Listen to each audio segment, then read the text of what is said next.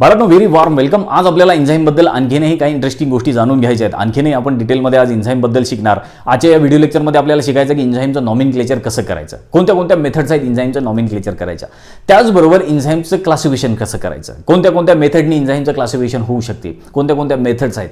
तर हे असे दोन इम्पॉर्टंट टॉपिक आज आपल्याला डिस्कस करायचे, दोन इम्पॉर्टंट टॉपिक स्टडी करायचे.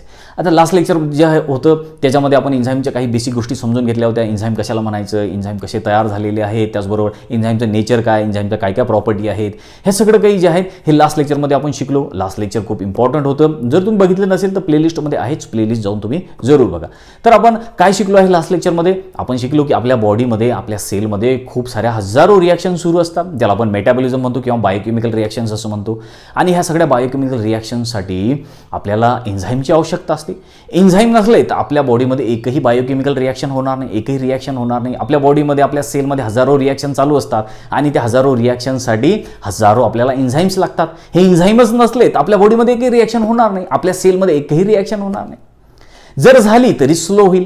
समजा एन्झाईममुळे आपल्या सेलमध्ये एका मिनिटाला एक रिॲक्शन होते, जर एन्झाईमच नसलं तर होऊ शकते ते एका मिनिटाच्या रिॲक्शनला 1 वर्षही लागू शकते.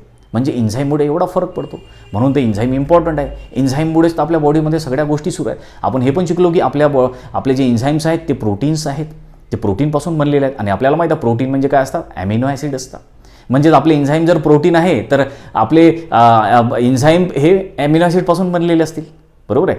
तर ह्या काही बेसिक गोष्टी आपण समजून घेतल्या. त्याचबरोबर बघा की आपण शिकलो की आपल्या बॉडीमध्ये किंवा आपल्या सेलमध्ये खूप सारे केमिकल्स आहेत आणि त्या केमिकल्सवर हे एन्झाईम जाऊन काम करतात आणि त्या केमिकल्सपासून, त्या सबस्टन्सेसपासून प्रोडक्ट तयार करून घेतात. ज्याच्यावर हे एन्झाईम काम करतात, ज्या केमिकलवर, ज्या सबस्टन्सेसवर हे एन्झाईम काम करतात, आपण त्यांना सबस्ट्रेट असं म्हणतो. ह्या सुद्धा आपण काही गोष्टी समजून घेतल्या होत्या लास्ट लेक्चरमध्ये. बघा आपण काय शिकलो आहे लास्ट लेक्चरमध्ये की फॉर एक्झाम्पल की ही आहे आपली सेल आणि या सेलमध्ये खूप सारे आपल्या केमिकल्स आहेत किंवा सबस्टन्सेस आहेत, बरोबर. हे सबस्टन्सेस आहेत आणि या सबस्टन्सेसवर जाऊन हे एन्झाईम जे आहेत हे काम करतात. या सबस्टन्सेसवर जाऊन हे आहेत एन्झाईम फॉर एक्झाम्पल. आणि मग काय झालं की या एन्झाईममुळे या सबस्टन्सचं जे आहे या सबस्टन्सेसपासून प्रोडक्ट तयार झाले. काय तयार झाले? प्रोडक्ट. आणि हे एन्झाईम ज्या सबस्टन्सेसवर, ज्या केमिकलवर काम करतात आपण त्यांना सबस्ट्रेट असं म्हणतो, बरोबर आहे. सबस्ट्रेट यसनी दाखवतो आपण त्याला. म्हणजे एन्झाईम कोणावर जाऊन काम करतात? सबस्ट्रेटवर. आणि या सबस्ट्रेटपासून काय तयार झालं? प्रोडक्ट, ज्याला आपण पीनी दाखवतो.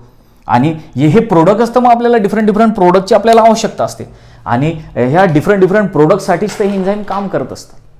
ह्या काही बेसिक गोष्टी लक्षात ठेवायच्या तुम्हाला. आता आपण आणखीनही काही गोष्टी शिकलो की जसं की आपल्या बरेचसे जे एन्झाईम्स आहेत त्या एन्झाईम्सला काम करायला, त्यांच्या ॲक्टिव्हिटीसाठी काही नॉन प्रोटीन पार्टची सुद्धा आवश्यकता असते, ज्याला प्रोस्थेटिक ग्रुप असं म्हणतो आपण, बरोबर आहे. आता हा एन्झाईम प्रोटीन पार्ट, एन्झाईमचा हा प्रोटीन पार्ट आणि हा एन्झाईमचा नॉन प्रोटीन पार्ट, ज्याला आपण प्रोस्थेटिक ग्रुप असं म्हटलं, बरोबर आहे. लास्ट लेक्चरमध्ये आपण शिकलो आहे. तर या दोघांपासून आपला एन्झाईम तयार झालेला आहे. मग आता याला एक विशिष्ट नाव सुद्धा आहे. याच्या वेगळ्या पार्टला, प्रोस्थेटिक ग्रुपला वेगळं नाव आहे सायंटिफिकली, किंवा जो प्रोटीन पार्ट आहे त्याला एक वेगळं नाव आहे. तर या डायग्रामच्या मदतीने आपण समजून घेऊ. मी इथे बोर्डवर काढलेला आहे, याच्यामध्ये तुम्हाला समजून जाईल की जसं बघा आता हा आहे एक एन्झाईम, हा एक एन्झाईम आहे आणि या एन्झाईममध्ये एक प्रोटीन पार्ट आहे, एक नॉन प्रोटीन पार्ट आहे. जो नॉन प्रोटीन पार्ट असतो त्याला आपण प्रोस्थेटिक ग्रुप असं म्हणतो. हा आहे प्रोस्थेटिक ग्रुप आणि हा आहे एन्झाईमचा प्रोटीन पार्ट, बरोबर. आणि या प्रोटीन पार्टला ॲपो एन्झाईम असं म्हणतात. लक्षात ठेवा, आपण शिकलो आहे ना, protein part, non protein part एकत्र येतात आणि एन्झाईम तयार होते आपलं, बरोबर. आता इथे काय झालेलं आहे, हा जो प्रोस्थेटिक ग्रुप आहे म्हणजे नॉन प्रोटीन पार्ट आणि हा प्रोटीन पार्ट एन्झाईमचा, ज्याला ॲपो एन्झाईम म्हटलं, या दोघां मिळून जो एन्झाईम तयार झाला त्याला होलो एन्झाईम म्हणतात. नाव लक्षात ठेवायचं आहे, एन्झाईमच पण हा होलो एन्झाईम आहे. तर होलो एन्झाईम कशाला म्हटलं आपण? हा होलो एन्झाईम कशानं फॉर्म झाला? एक protein part, non protein part आणि प्रोटीन पार्ट या दोघांपासून. नॉन प्रोटीनला प्रोस्थेटिक ग्रुप म्हटलं आणि प्रोटीन पार्टला ॲपो एन्झाईम म्हटलं. हे काही बेसिक गोष्टी लक्षात ठेवायच्या आहे तुम्हाला. तर आता आपण थोडंसं पुढे वळू आहे याच्या आणि आपण आता समजून घेऊ की नॉमेनक्लेचर कसं करायचं एन्झाईमचं. तर बघा की एन्झाईमचं नॉमेनक्लेचर करायच्या डिफरंट मेथड्स आहेत. डिफरंट मेथडनी एन्झाईमचं नॉमेनक्लेचर केल्या जाते. जसं की फर्स्ट जी मेथड वापरल्या जाते ती म्हणजे की कोणतंही जे सबस्ट्रेट आहे त्या सबस्ट्रेटवर काम करणाऱ्या एन्झाईमच्या शेवटी म्हणजे सगळ्यात लास्टला, एंडिंगला त्याला एक सफिक्स जोडायचा, ASC म्हणून त्याला सफिक्स जोडायचा आणि ते तयार होते एन्झाईम. आपण शिकलेलं सुद्धा, मी तुम्हाला वारंवार सांगितलं सुद्धा आहे की एन्झाईम कसं ओळखायचं.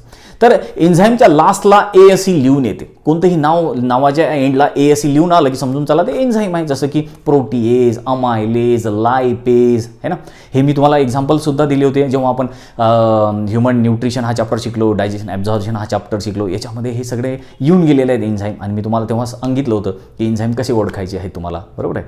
तर ह्या काही गोष्टी लक्षात ठेवा. आता बघा इथे हे सगळं काही नोट करून दिलेलं आहे मी तुम्हाला. काय सांगितलेलं आहे आपण इथे, there are various ways of nomenclature of enzyme. एन्झाईमचं नॉमिनक्लेचर करायच्या वेगळ्या वेगळ्या मेथड्स आहेत, डिफरंट टेक्निक्स आहेत. जसं की enzymes are name by adding suffix ASE.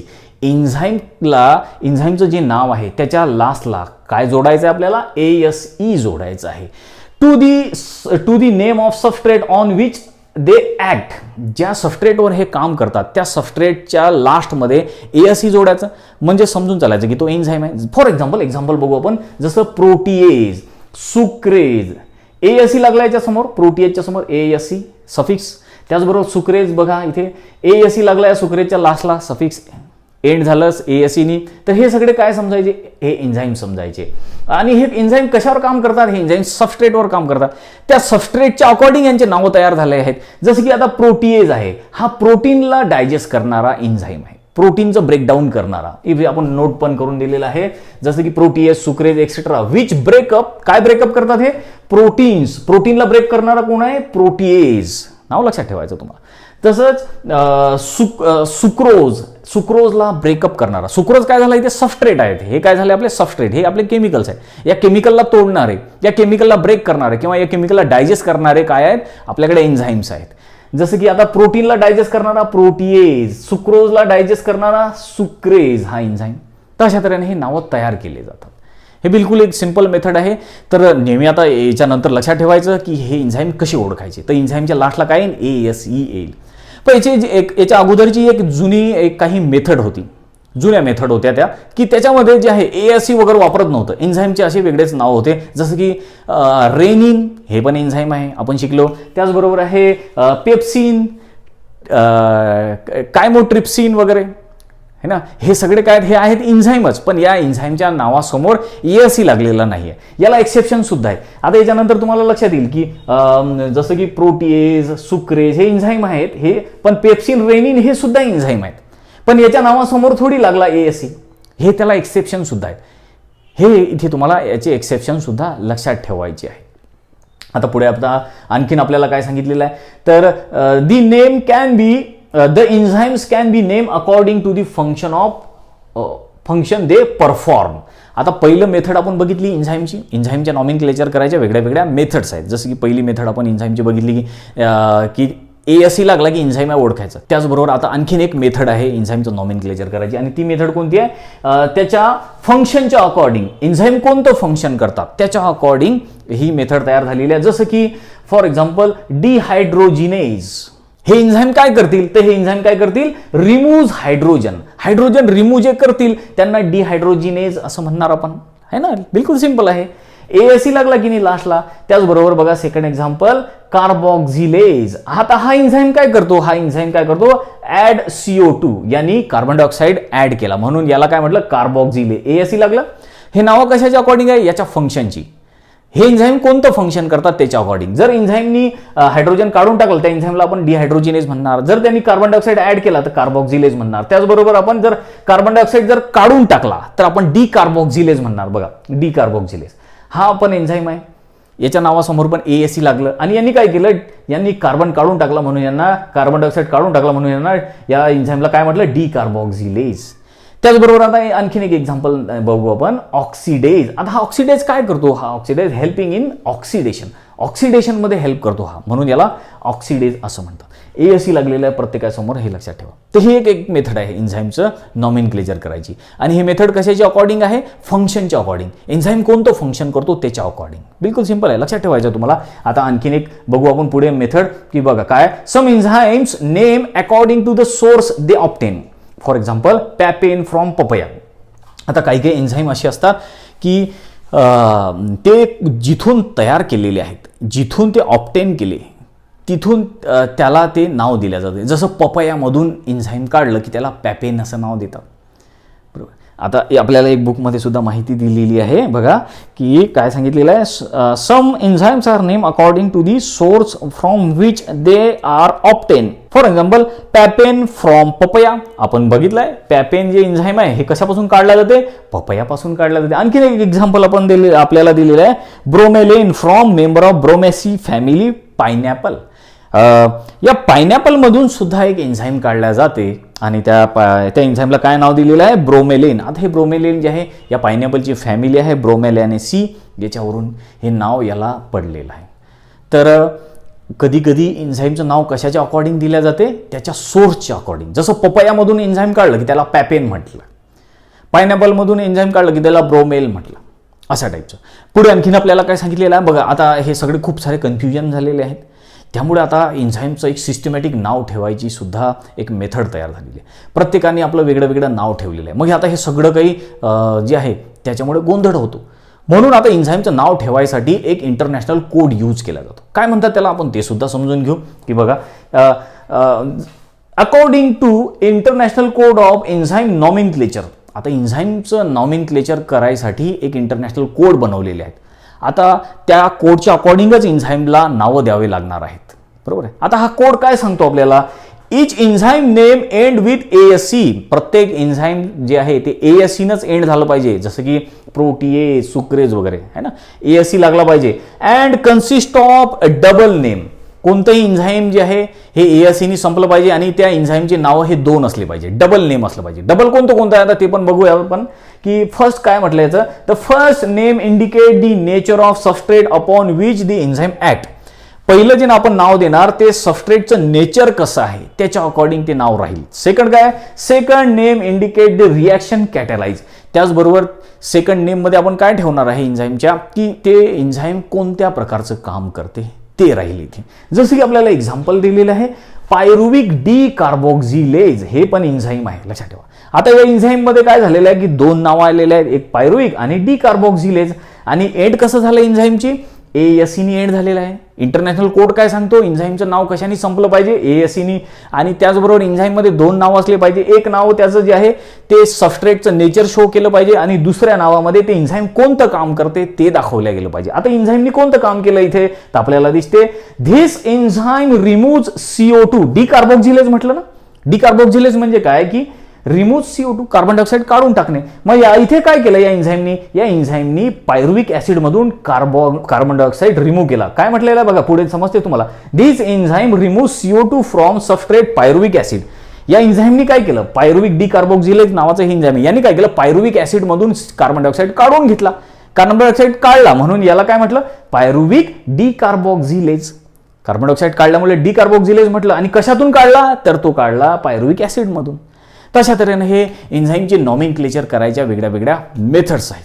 बिलकुल सिंपल आहे, लक्षात ठेवायचं याच्यानंतर आता की एन्झाइम कसे ओळखायचे आपण. आता आपण पुढचा नेक्स्ट टॉपिक घेऊ इम्पॉर्टंट, तो म्हणजे क्लासिफिकेशन ऑफ एन्झाइम. एन्झाइमचं क्लासिफिकेशन कसं करायचं ते एक टॉपिक इंटरेस्टिंग आहे.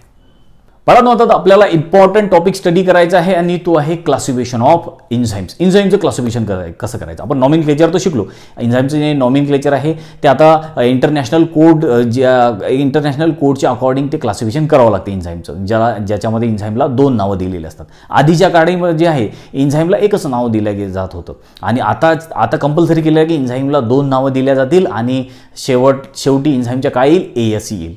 आता त्याला एक्सेप्शन पण आहे, आपल्याला माहित आहे, जसं की पेप्सिन आहे, रेनिन आहे, हे आधी बनलेले हे नाव आहेत. आता आपण ते चेंज करू शकत नाही, बरोबर. तर हे काही गोष्टी लक्षात ठेवा. आता बघा, हे जे क्लासिफिकेशन आपण करणार आहे एन्झाइमचं, तर याच्यामध्ये एन्झाइमचे डिफरंट क्लास किंवा ग्रुप तयार झालेले आहेत.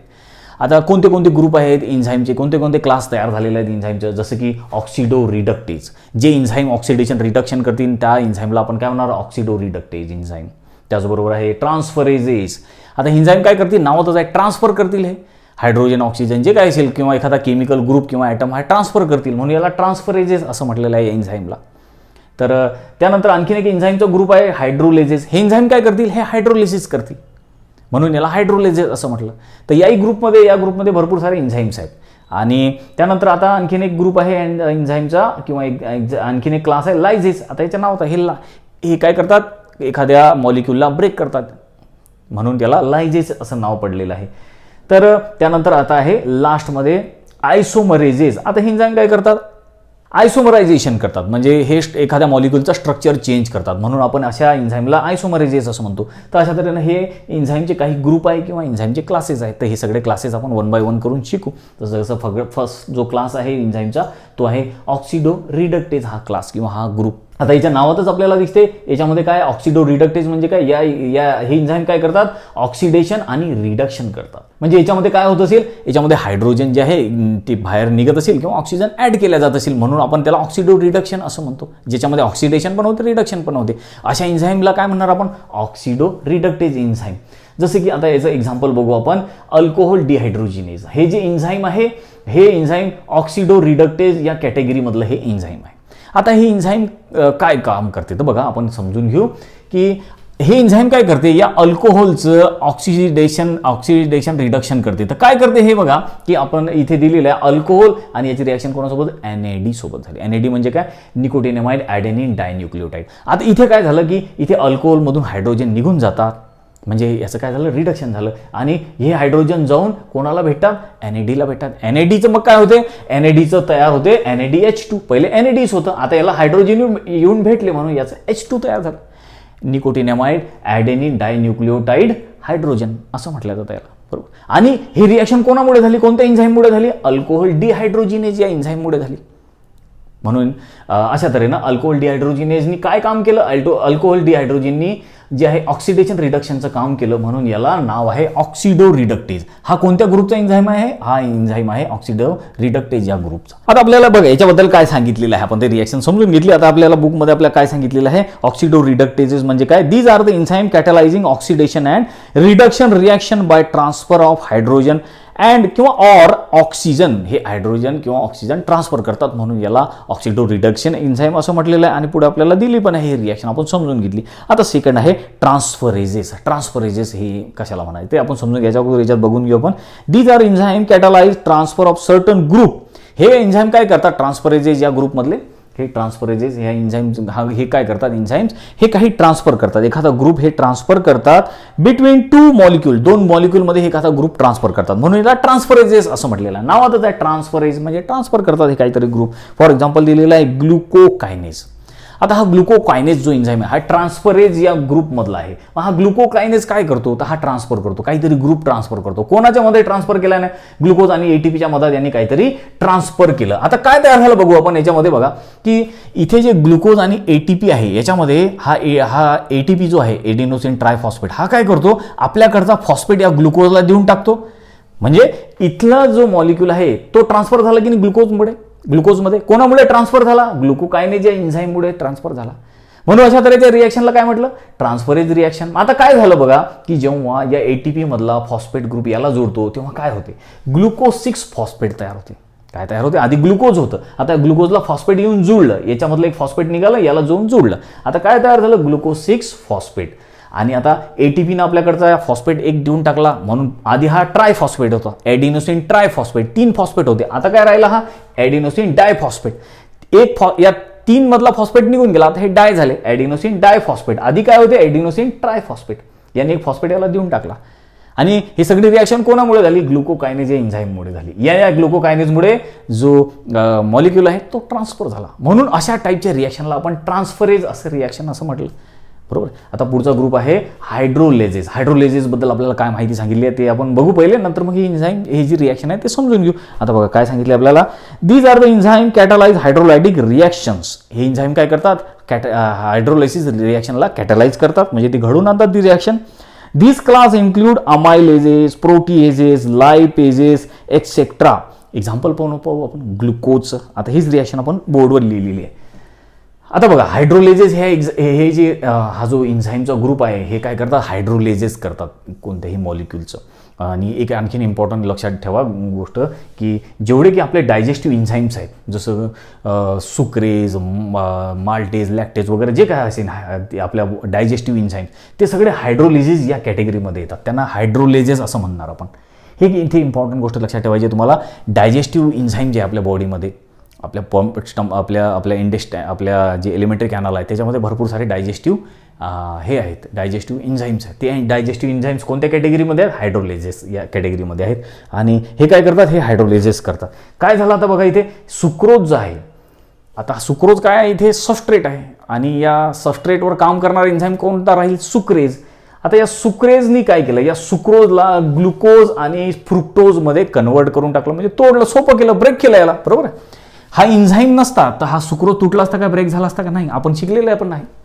आपण डायजेशन ॲब्झॉर्प्शन हे चॅप्टर घेतला तेव्हा आपण शिकलो सुक्रोज नावाची जी शुगर आहे, जी ऊसामध्ये असते, ऊस गोड लागतो आपल्याला, आपण शिकलो. सुक्रोज नावाची डायसॅकराईड आहे, ही डायसॅकराईड या मोनोसॅकराईडमध्ये कन्वर्ट झाली. सुक्रोज पहिले डायसॅकराईड होता, आता मोनोसॅकराईड झाला. ग्लुकोज आणि फ्रुक्टोज अशा 2 मोनोसॅकराईडमध्ये तो कन्वर्ट झाला. आणि कोणामुळे? या एन्झाईममुळे, सुक्रेज या एन्झाईममुळे.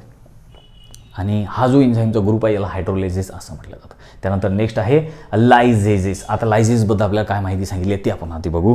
तर बघा, लायझेस म्हणजे काय? These enzymes are involve in elimination reaction resulting in the removal of group of atom from substrate molecule to leave double bond. It includes aldolases, decarboxylase, dehydratases et cetera. For example fumarate hydratase. आता आपल्याला हे सांगितलेलं आहे lyases काय करतात? Enzyme are involve in elimination reaction.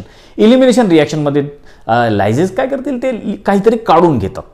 एखादा group जो आहे, एखादा ॲटम जो आहे, एखादा मॉलिक्यूल जो आहे तो काढून घेतात, त्याला आपण लायझेस असं म्हटलेलं आहे. त्या ग्रुपला एन्झाईमच्या काय म्हटलं? लायझेस. आता काय झालं बघा, आपल्याला एक्झाम्पल दिलेला हिस्टिडीन डिकार्बोक्सिलेज. हिस्टिडीन डिकार्बोक्सिलेज काय आहे? तर हा जो आहे हा लायझेसच्या ग्रुपमधला आहे, म्हणजे हा काहीतरी इलिमिनेट करतो. आता हे नाव कसं तयार झालं बघा, तुम्हाला दिसते हिस्टिडीन डिकार्बोक्सिलेज. हा एन्झाईम कसा आहे ओळखायचं? या एन्झाईमच्या नावाच्या समोर हे जे आपल्याला दिसते त्याच्यासमोर काय लागलेलं आहे? ASE लागलं, म्हणजे हा एन्झाईम आहे. आणि हा एन्झाईम कोणत्या कॅटेगरीचा आहे? डिकार्बोक्सिलेज. म्हणजे यांनी काय केलं? कार्बन डायऑक्साईड काढून घेतला, बरोबर, इलिमिनेट केला. कोणामधून इलिमिनेट केला? हिस्टिडीन मधून केला. म्हणून हा कोणत्या ग्रुपमधला आहे? म्हणूनच याला लायझेस असं म्हटलं. इलिमिनेट केला. आता काय झालं रिॲक्शन बघा, हिस्टिडीन होता, हिस्टिडीन मधून काय झालं? हिस्टिडीन मधून कार्बन डायऑक्साईड निघून गेला, त्यामुळे काय तयार झालं? हिस्टॅमाइन. आणि बघा CO2 निघून गेला बाहेर, म्हणजे इलिमिनेट झाला की नाही ग्रुप. कोणामुळे इलिमिनेट झाला? या एन्झाईममुळे इलिमिनेट झाला. कोणता ग्रुप इलिमिनेट झाला? Carbon dioxide. म्हणूनच या एन्झाईमला काय नाव आहे? हिस्टिडीन डिकार्बोक्सिलेज. डिकार्बोक्सिलेज म्हणजे काय? कार्बन डायऑक्साईड काढून टाकणे, बरोबर. तर ही जी रिॲक्शन झाली ही कोणत्या एन्झाईममुळे झाली? हिस्टिडीन डिकार्बोक्सिलेजमुळे. आता आपण आणखीन एक पाहू एन्झाईमचा ग्रुप किंवा एन्झाईमचा क्लास, तो म्हणजे आयसोमरेजेस. आयसोमरेजेसबद्दल आपल्याला काय सांगितलेलं आहे ते स्टडी करू आपण. बघा काय सांगितलं, दीज एन्झाईम्स कॅटराइज स्ट्रक्चरल रिअरेंजमेंट. हे स्ट्रक्चरल रिअरेंजमेंट करतात, फॉर्म्युला नाही चेंज करत, हे स्ट्रक्चर चेंज करतात फक्त. लक्षात आलं का? हे असे एन्झाईम आहेत जे स्ट्रक्चर चेंज करतात. याच्यामध्ये काय की within a molecule their nomenclature is based on type of isomerism. Thus the enzyme are identified as. आपल्याला एन्झाईमचे नावं पण दिलेली आहेत, जसं की रॅसिमेजेस, इपिमरेजेस, आयसोमरेजेस, म्युटेजेस. आणि एक्झाम्पल आपण बघू आता झायलोज आयसोमरेज, हे एक्झाम्पल बघू आपण आता. आता काय करतात हे बघा, आयसोमरेजेस हे एन्झाईम काय करतात? हे मॉलिक्यूलचं स्ट्रक्चर चेंज करतात, पण त्याचा फॉर्म्युला नाही चेंज होत, मॉलिक्यूलचं स्ट्रक्चर चेंज करतात. कसं करतात आपण बघू एक्झाम्पलच्या मदतीनं. जसं की आता ग्लुकोज 6 फॉस्फेट आहे, हा एक सबस्टन्स आहे किंवा हा एक सबस्ट्रेट आहे ज्याच्यावर एन्झाईम काम करतात. आपण त्याला सबस्ट्रेट असं म्हणतो. इथे हे सगळे सबस्ट्रेट आहेत. Glucose 6 phosphate, sucrase, glucose, alcohol हे सगळे सबस्ट्रेट आहेत. याच्यावर एन्झाईम काम करतात, सबस्ट्रेटवर एन्झाईम काम करतात, बरोबर आहे. तर हा सबस्ट्रेट आणि हा एन्झाईम. तर इथे कोणता एन्झाईम यूज केला गेला? आयसोमरेजेस. आता काय झालं? ग्लुकोज 6 फॉस्फेटचं स्ट्रक्चर चेंज झालं आणि काय तयार झालं? Fructose 6 phosphate. दोघांचा फॉर्म्युला सेम आहे, C6H12O6. तुम्हाला माहीतच असेल, ग्लुकोज आणि फ्रुक्टोज दोघांचाही फॉर्म्युला सारखाच आहे. पण इथे स्ट्रक्चर चेंज झालं. ग्लुकोज 6 फॉस्फेट होता, आता फ्रुक्टोज 6 फॉस्फेट असं झालेलं आहे. कोणामुळे झालेलं आहे? स्ट्रक्चरल रिअरेंजमेंट झाली, तर आयसोमरेज या एन्झाईममुळे. म्हणून याला आयसोमरेज या कॅटेगरीमध्ये ते एन्झाईम येतं. तशा तऱ्हेनं हे एन्झाईमचं क्लासिफिकेशन आहे जे इम्पॉर्टंट आहे. लक्षात ठेवा, बरेचदा क्वेश्चन येतात नीटमध्ये आणि CETमध्ये. तर हे असे काही पॉईंट आपण आज 2 इम्पॉर्टंट कव्हर केलेले आहेत. चांगला अभ्यास करायच्यावरती खूप सारे MCQ सॉल्व करा. आता हे लेक्चर आपण संपवायच्या अगोदर आता काही आपल्याला एक छोटेसे पॉईंट दिलेले आहेत ते पण समजून घेऊ. जसं की बघा, डू यू नो म्हणून एक, जसं की बघा रेनेट टॅबलेट, ज्याला आपण रेनिन टॅबलेट असं सुद्धा म्हणतो. Rennet tablet use for coagulation of milk protein cheese contain rennin enzyme that is obtain from the stomach of calf. आता जे आपण चीज वगैरे खातो ना, ते चीज कसं तयार करतात? तर ते चीजमध्ये रेनिन टॅबलेट टाकतात किंवा त्यालाच रेनेट टॅबलेट असं म्हणतात. आता हे या टॅबलेट टाकल्या त्या मिल्कमध्ये की त्या मिल्कमधले जे प्रोटीन्स आहेत, केसिन म्हणतो आपण त्याला, ते कोॲग्युलेट होतात आणि त्याच्यापासून चीज तयार होते. आता हे जे रेनिन टॅबलेट आहेत हे किंवा हे जे रेनेट टॅबलेट आहे हे तयार कसे करतात आपल्याला सांगितलेलं आहे. स्टमक ऑफ काफ, जे वासरू आहे, गाईचे जे वासरं आहेत त्याच्या स्टमकमधून हे रेनिन बाहेर काढतात आणि त्याच्यापासून ते रेनिन किंवा रेनेट टॅबलेट तयार करतात आणि ज्याच्यामुळे आपल्याला चीज भेटते. लक्षात आलं? अशी तऱ्हेने ही मेथड आहे. पुढे आणखीन बघा, आपल्याला एक आणखीन इंटरेस्टिंग पॉईंट सांगितलेला आहे. कॅन यू टेल, म्हणजे तुम्ही सांगू शकता का बघा, which enzyme is needed to digest food reserve in castor seed. Castor सीडमध्ये जे रिझर्व फूड आहे ते डायजेस्ट करायसाठी कोणतं एन्झाईम असते, तर बघा आपल्याला ऑप्शन पण दिलेले आहेत. चांगली प्रॅक्टिस होईल तुमचं. बघा काय, फर्स्ट आहे ए मध्ये आहे अमायलेज, बी आहे डायस्टेज, सी आहे लायपेज, डी आहे प्रोटीएज. हे एन्झाईम आहेत तर कोणतं आहे बघा याच्यापैकी. तर बघा जे कॅस्टर जे सीड आहे, एरंड्याची बी म्हणणार आपण त्याला, त्या एरंड्याची बी कॅस्टरची जी सीड आहे त्याच्यामध्ये जे रिझर्व जे फूड आहे ते रिझर्व फूड म्हणजे त्याचं असते ते असते फॅट. ते काय असते रिझर्व फूड, ते आहे फॅट. आता फॅटला डायजेस्ट करणारा एन्झाईम काय आहे, लायपेज. म्हणून ऑप्शन काय आहे आपला, लायपेज. त्यानंतर आणखीन आता बघा आणखीन सांगितलेलं आहे को एन्झाईम इज. काय असतात को एन्झाईम, आपण शिकलेलं को एन्झाईम म्हणजे. आता याला ऑप्शन दिलेलं आहे आपल्याला ABCD. ए मध्ये आहे ऑफन मेटल्स, बी आहे ऑफन विटॅमिन्स, सी आहे ऑलवेज ऑर्गॅनिक मॉलिक्युल्स, डी आहे ऑलवेज अँड इनऑर्गॅनिक मॉलिक्युल्स. आता कोएन्झाईम जे आहेत हे ऑफन विटॅमिन्स, ते विटॅमिन्स असतात. जसं आपण बघितलं NAD, निकोटिनियामाइड ॲडेनिन डायन्यूक्लियोटाइड. याच्यामध्ये निकोटिनियामाइड काय आहे तर हे विटॅमिन B3 आहे, त्याला आपण नियासिन असं सुद्धा म्हणतो. त्याचबरोबर आपण बघितलं की FMN फ्लेविन मोनोन्यूक्लियोटाइड, FMN. आता याच्यात फ्लेविन काय आहे, फ्लेविन म्हणजे हा आहे विटॅमिन B2. फ्लेविन जसं की रायबोफ्लेविन आपण त्याला म्हणतो. म्हणजे हे जे को फॅक्टर्स आहेत, हे जे एन्झाईम्स आहेत, हे विटॅमिन्स किंवा विटॅमिनपासून तयार केलेले असतात किंवा विटॅमिनपासून तयार होतात ते, म्हणून हे विटॅमिनाइज्ड आहेत. बरोबर आहे. त्यानंतर आता पुढचं एक्झाम्पल्स बघा काय आहेत. तर पुढे आपल्याला दिले लिस्ट इम्पॉर्टंट प्रॉपर्टी ऑफ एन्झाईमच्या प्रॉपर्टी आपण शिकलो, तर ते तुमच्यासाठी असाइनमेंट आहे, त्याची लिस्ट बनवा काय आहे. त्यानंतर आणखीन एक फोर्थ क्वेश्चन आहे, name the chemical found in the living cell which has necessary message for the production of all enzyme required by it.